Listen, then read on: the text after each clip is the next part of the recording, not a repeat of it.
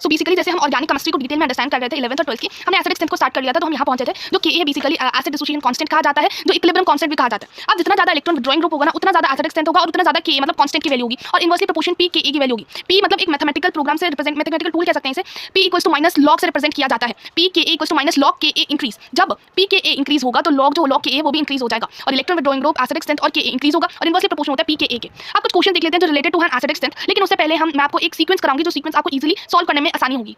अभी हम acidic strength का ऑर्डर डिस्कस कर लेते हैं, क्योंकि एसिडिक स्ट्रेंथ का ऑर्डर इंपॉर्टेंट है। सबसे पहले हमारे पास सल्फोनिक एसिड आता है, पिक्रिक एसिड आता है, स्टीयरिक एसिड आता है, कार्बोक्सिलिक एसिड आता है, पी नाइट्रोफेनॉल आता है, कार्बोनिक एसिड आता है, ओ नाइट्रोफेनॉल आता है, फेनोल, वाटर एंड अल्कोहल। इसका सीक्वेंस आप याद कर लीजिए, क्योंकि इससे रिलेटेड डायरेक्ट अगर आएगा सीधा याद लेना है फेनोल, वाटर एंड अल्कोहल, फिर टर्मिनल एल्काइन NH3, फिर बेसिकली NH2 नेगेटिव वाला आ जाता है। अब क्वेश्चन जैसे देख लेते हैं, हमारे पास सल्फोनिक एसिड आ रहा है, कार्बोक्सिलिक एसिड, कार्बोनिक एसिड और फेनोल। चलो फेनोल वाले को तो हम पीछे फेंक देंगे, क्योंकि हमें पता है कार्बोक्सिलिक एसिड वाला सबसे पहले आ रहा है, फेनोल वाला सबसे बेकार है, उसे सबसे पीछे फेंक दिया। फिर सबसे पहले कौन है? सल्फ्यूरिक एसिड, सबसे, फिर कार्बोक्सिलिक एसिड, फिर हमारे पास कार्बोनिक एसिड आता है। तो हमारी सीक्वेंस हो जाएगा A B C और D, सीधा A B C और D। नेक्स्ट